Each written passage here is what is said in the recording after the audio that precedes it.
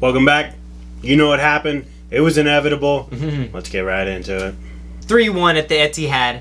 We saw it. We loved it. We hated it. It was a good game. I thought it was a good game. It was a good game for about 60 minutes there. I liked it. I enjoyed it. I mean, we'll start from the beginning. As we do. The lineups. Pretty much exactly what both of us expected with the few injuries City has and the plethora of injuries we have. We definitely don't have... I mean, Jack Grealish being out is a miss for sure. One of your ideal 11. Other than that, you know what I mean? I think we pretty much had the full strength. John Stones is back playing well. He's been back for a few weeks now. Kyle Walker, Ruben Diaz, typical City. Everybody gets back healthy as soon as they need to warm up and get ready to play United. We saw De Bruyne back 2-3 weeks ago. Haaland back after a knock. There were so many people that they had to get their A game and bring it for this game because they knew what could happen. It's big United. It's a big derby game. I mean, I was telling Trevin before the game started. It's a derby game. No matter the state of United or City, it's a derby game. So I expect United to put up a fight. And honestly, for the first hour, like you said, it was a good fight for sure from United. Overall, though, I think City were just too much. That's why we won 3-1. Again, we start from the beginning, though. From the whistle, we saw City absolutely just peppering shots into at the United goal. Not in yet, but at the United goal. Mm-hmm. I mean, less than a minute in, Doku wins a corner. Like, from the jump, they were at it. They knew what mentality they needed to have to put this team away. Yeah. United are, this season, a weak mentality team. So if you really put the pressure on them from minute one and let them know, hey, we're here, we know we're way better than you guys, we're the best in the world, but we're still putting it on you guys to make sure you have your A game. The first 5 minutes, that's pretty much what it was. City throwing in shots, United taking their chances as they could. A few minutes go on, and out of nowhere, we see a screamer. Just an absolute monster goal from Marcus Rashford. The guy that needed it, the guy that needs the confidence. We saw the piece in the Players Tribune last week where he said, if you back me, good. If you don't, remember that. He is a good player. He will be a great player when we look back on it in the future, when we think about this United patch. The only consistent, even though he is inconsistent, the only consistent piece in a horribly constructed team over the last 5 years.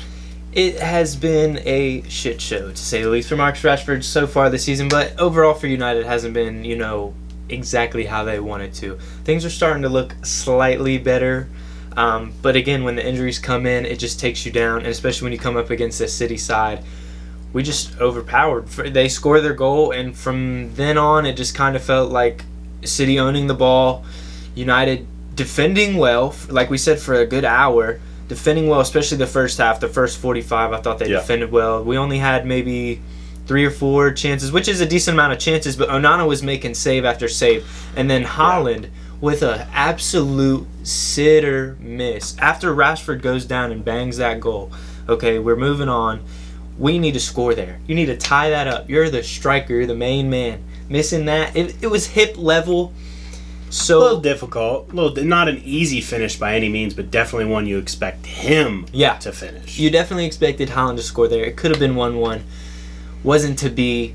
We go into halftime down 1-0. And I wasn't worried because I felt like we were knocking on the door. We were playing good in the first half, so we weren't playing terrible.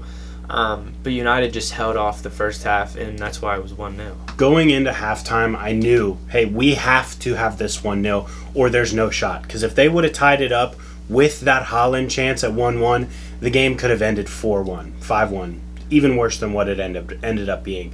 But they did stick with it in that last half of the first half. I mean, they really pushed to defend well, and Onana, shout out, had a couple of really good saves. Didn't have overall a bad game by any means that you would expect from him in these, crunch time Champions League type of games. Yeah. But we saw the long ball up to Bruno for Rashford's goal. Multiple shots stopped. Good distribution. Really good game from him today. Second half, though, it's a little bit of a different story. United defending all right. Again, getting some chances here and there. Nothing really that clear cut. They needed something out of the blue again, just like the Rashford goal, which was pretty much, like he said, Onana long ball to Bruno. It was a ping pass, and Rashford needed that brilliance right there to go up 1-0. Yeah. They're holding on. And then a little bit of fortune, some could say. Was it a foul? Maybe it was a foul. I think it was kind of soft. But if it would have happened to my team, I probably would have been slightly upset, if we're being honest. But it wasn't called, so it doesn't matter. So what I'm talking about is Kyle Walker running down the wing, getting into Rashford's grill a little bit. Argument for a kick, a grab, whatnot. I just felt like Rashford could have stayed on his feet and kept running. I felt like there was more of a chance of him, if he would have kept going, he could have scored. And I think he just kind of, the way he fell, and like he kind of just looked like he sold it. You could say it was a foul, yes, but I think the referee was just like not having that, the way he went down and whatnot. And is there contact? Yes. Is it a softer contact? Yes. But does he have him on the shoulder and kicks him? 100%. I mean, from the live action play that we saw, I thought, obviously as a United fan, I see Rashford go down and he's clearly been contacted. That's a foul, automatically. But they don't see it that way, and that's all that mattered. It's all that mattered. A few minutes later, we keep going down the field. And not even a few minutes. There's literally the same transition that they won the ball from that foul. Non-foul, because I have to, because it wasn't. The non-foul, that transition, banger for Phil. Phil Foden, left foot, smashes it in. Onana pretty much had no chance there. No goalie was going to save that. Phil Foden has been world-class this season, to say the least. He's been up there with even Jude Bellingham this season. People are talking about how great of a season he's having. You want to talk about how you're doing for your team and things like that. Phil Foden, his impact on Man City is just as big, huge, if not better. Okay, we're not gonna go there. But anyway, Phil Foden cracking game against United as he always does.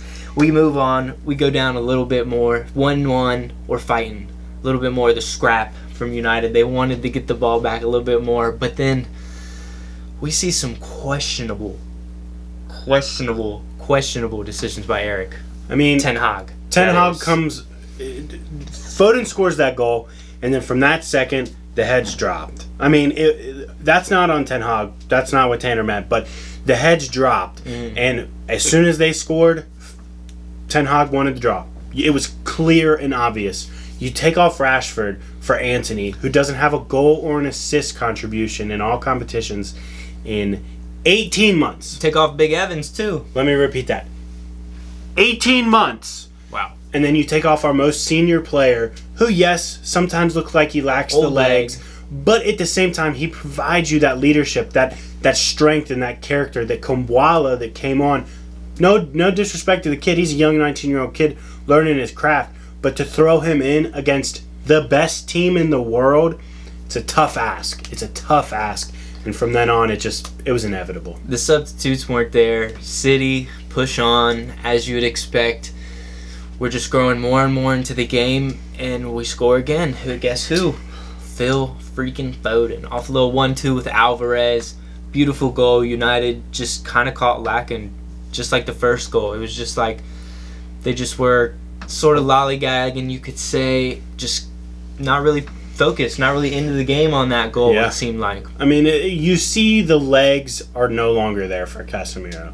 You see the mind is working. He sees what Phil Foden wants to do before Foden does it. He knows what it's going to happen, but he just doesn't have the legs to do it anymore. 5 years ago, Foden would have been stopped. I can almost guarantee it. He would have been red carded. Or to take him off. But he didn't even get you didn't even go get the chance. He didn't. With Casemiro. I mean, the guy has put so much into football, and he deserves his respect. But at this point in time, I think it's about time to go, buddy.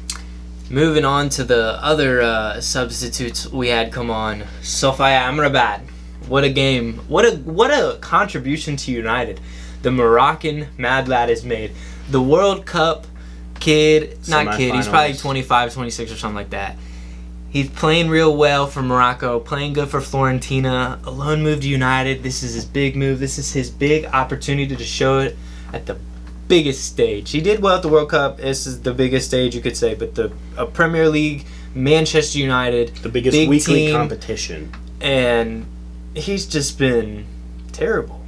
He came into the season with an injury, didn't have a preseason, has had knocks here and there, hasn't been able to get a stretch of games. The list goes on and on. There are excuses, there's reasons, it's whatever you want to call it. But at the end of the day, you have to perform when you put on this shirt. This badge is one that you have to put in your 100%, not only in effort, but in execution. You cannot think that you can just give a lazy pass back to a center back, to the goalie, to the defensive midfielder, whoever. To the other team. To the other fucking team. That's what he did. Sophie Amrabat playing, I don't know, he's playing midfield, left back, whatever Erik ten Hag's trying to do to him nowadays. It's not working. He gives the ball away to Erling Haaland. And what does Erling Haaland do when he's one-on-one with the goalie? Thank God he didn't shank it, because he was earlier in the game and we thought, well, no, but one-on-one, puts it on his left foot. He slots it in the bottom right of the goal of the goalie. And that's really all she wrote is 3-1, and it's pretty much, it's wrapped up from then. That's all we have. It's the 3-1 deficit for United. It's not looking good for Erik ten Hag and his boys to get fourth. But maybe they can make a march, I don't know if the fixtures are favorable for them coming up with the Premier League, but cities are going to be tough. We got Liverpool, Arsenal, Tottenham. We got some tough games. What? Exactly. Ten Hag better figure it out or else he's getting the can. We'll let you know if it happens.